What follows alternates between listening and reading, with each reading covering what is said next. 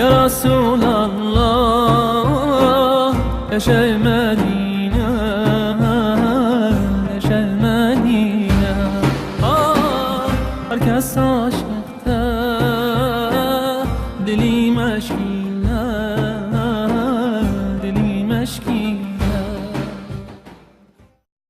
بسم الله الرحمن الرحيم.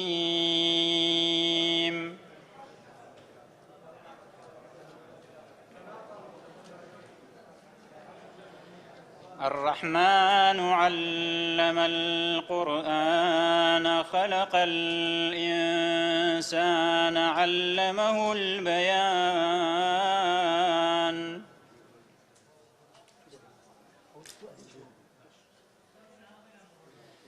الشمس والقمر بحسبان والنجم والشجر يسجدان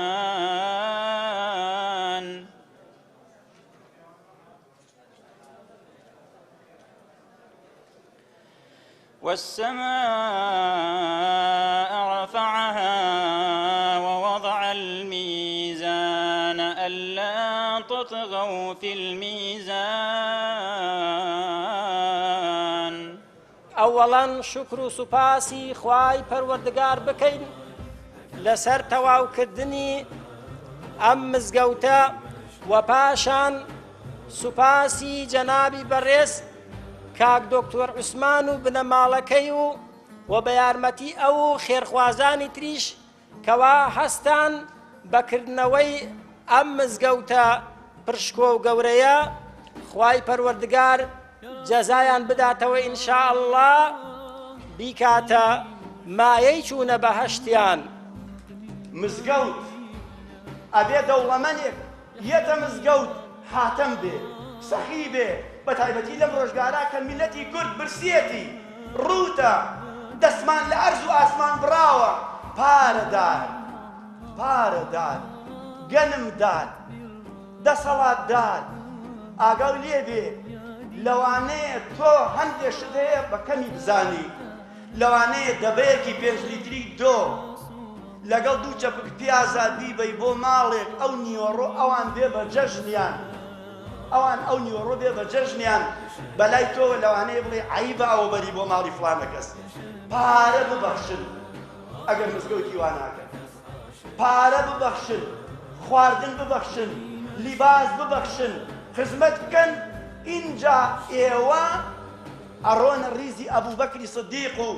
سوهەیبی ڕۆمی و عەبدوڕەحمانی کوڕی عەوف و عوسمانی کوڕی عەفان و دەوڵەمەندە خوا پێداوەکانی ڕەعیلی ئەوەل.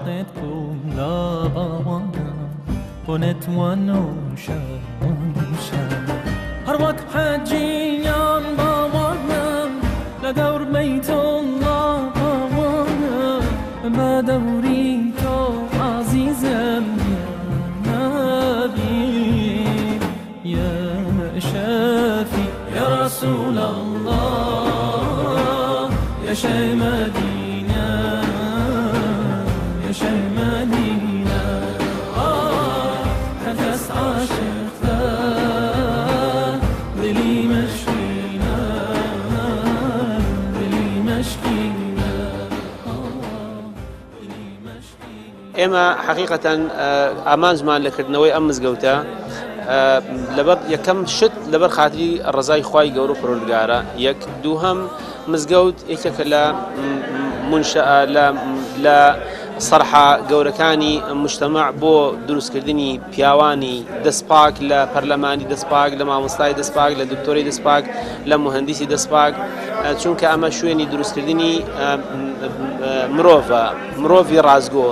گەورەترین سەرمایە لەم سەر ئەرزا ئینسانە. ئەگەر هاتو ئینسانەکان بەڕێک و پێکی پەروەردەکران بە مرتەبی پەروەردەکران ئەو کاتە وڵات بەرەو پێشەوە ڕوا. ئێمە حقیقەتەن هەندێک ناوازەیان هەندێک جیاوازیمان کردووە لە هەندەسی ئەم مزگەوتاکەوە وا بزانم کەوا تازەیە لە پارێزگای سلێمانیە ئەویش ئەوەیە کە خەریتەی ئەم مزگەوتەمان لەلایەن کۆمەڵە مهندسێکی متخەسیسەوە هێناوە لە مووسڵەوە کەوا مووسڵ بەناوبانگە بەکردنەوەی مزگەوت یەکێک لەوانەکەوە فەزایەکی 500 متری هەیە کە پاییتیانە توانیمانە تقریبان چوار شوێنی نوێش کۆکەین و لە یەک بینا توانیمانە لەم مزگەوتە دووشت کۆکەینەوە فەنی ئیسلامی کۆن لەگەڵ حەداسەتی تەتەوری تازە لە سەقف و تەرتیباتەکانیە و الحەمدلله و شکر یعنی توانیمان من بە یعنی بەندە خوا لێمان قبولکە بە لە سا 85 مزگەوتەکە من تەکلیفەم کردو و نەمویست بەڕاستی ڕێگای خێر لە خەڵک بگرم خەڵکی شاد تقریبا بە لە سا 15 مشارەکەیان کرد و منشەیەکمان کردوتەوە کەوا مزگەوتێکی گەورەمان کردوتەوە کەوا ئەم مزگەوتە ئینشاءالله بۆ سەدەها ساڵی تر وادا ڕێژراوە هەندەسەی ئینشائی و معماریەکەی سەدەها ساڵی تریش بەردەوامە بێ و ئینشاءالله قائمە بێ و ئەمە طبعا ئەمە مەرحەلەی یەکەمیەتی ئەم مزگەوتە بۆ معلوماتی جەنابتان مەرحەلەی دووهەمی ئەوەیە کە قاتی دووهەمە هێشتا دەستمان پێ نەکردووە شیشەکانمان بردو سەرەوە کە لەسەرەوە قوبە و مەنارەکەی لەسەرەوەیە ئێستا ئەتوانین لە ناو ئەم مزگەوتە تقریبا نزیکی 850 تا 900 کەس نوێش بکات لە یەک کاتە داواکاری لە خوای گەورە و پەروەردگار ئەم شوێنە بێ شوێنی کۆکردنەوەی خەڵکی دێ بە پەروەردەکردنی گەنجان و خوشکان و طبعا بالمناسبە شوێنی ئەوم لەبیر چوو بە ئاماژەی پێ بکەم شوێنی ئافرەتانیشمان بۆ تیا دروست کردووە بە شێوەیەکی مرتب نزیکەی 150 ئافرەت دەتوانێت نوێژی تیا بکە داواکارم لە خوای گەورە و پەروەردگار لێمانی قبول کرد بێ لەبەر خاتری ئەو من ئەم مەشروعەیەم کردووەتە لەبەر خاتری خوای گەورە و پەروەردگار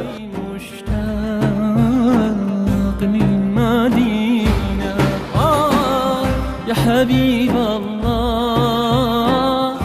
كل أشواق المدينة لنبي الله مدت بالرجاء أيادينا متى ردنا يا رسول الله خائبين يا رسول الله يا شي مدينة يا شي مدينة هكذا عاشقتها ئێمە خەڵکانێکی زۆرمان هەیە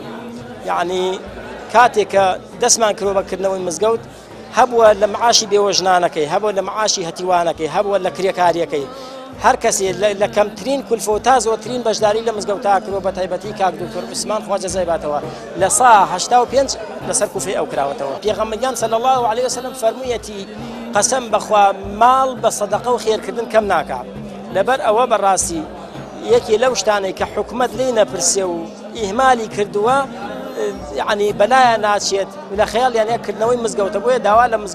داوا لە خێرخوازانەکەم لە هەر شوێنێ مزگەوت یەکرێتەوە دەستی یارمەتی بۆ درێژ بکەن الحەمدولله خەڵکی ئاوایی و خەڵکی ناوگوندەکە بە هەمویانەوە بە گەورە و بچووکەوە بە گەنج و بە پیر و لاوەوە توانیوانە یارمەتی مزگەوت بدەن بە یارمەتی مادی بە یارمەتی جەستەیی بە ئیشکردن بە هەموو جۆرێک یارمەتی مزگەوتیان داوە و هەتا گەیوەتە کۆتایی گەنجانی گردنازیە جیاواز لە گەنجانی شوێنەی زۆرتر سەردانی مزگەوت دەکەن و بە تایبەت لە ڕۆژی جومعەدا گەنجان تێن بۆ مەسی قورئان خوێندن و دەرکردنەوە لەو ڕۆژەدا بە تایبەت لە گەنجانی گردنازیە لە کاری ناڕەوا بەدورن زۆرتر سەردانی مزگەوت دەکەن بۆ ئەوەی لە ڕووی نوێژ و عیبادەتەوە زیاتر سودمەند بن. من وەکو ئەهلی مزگەوت زۆر دڵخۆشم ئەچمە ناو مزگەوتەکەەوە ئەزانم یعنی ئەو نە دڵخۆشم یعنی بەڕاستی نازانم شوێن دەری بم بەڵێ خەڵکی گوندەکە هاوکاری کردو لە کردنەوەی زائیدەن دەرەوەی گوندەکەش بە تایبەتی دکتۆر عوسمان خوا خێری بنووسێت زۆر جاری شارەیان پێکرد من هەست ناکەم هیچ بدەم ئەو هەر خەڵکی گوندەکەی و هاوکارێکی زۆری کردووە چه خەڵکی گوند و چه دەرەوەی گوند هەمووی ناڵم ئەوەی کە بڵێ لە ئامێرۆ تا کرێکار تا وەستا هەموو ئیشی بۆ گوین خوا خێرا بنووسی.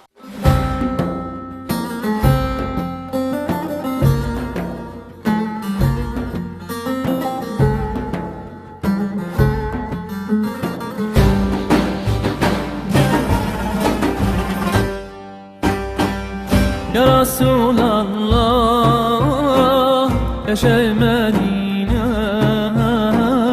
يا شي بس عاشقته دلي مشكينا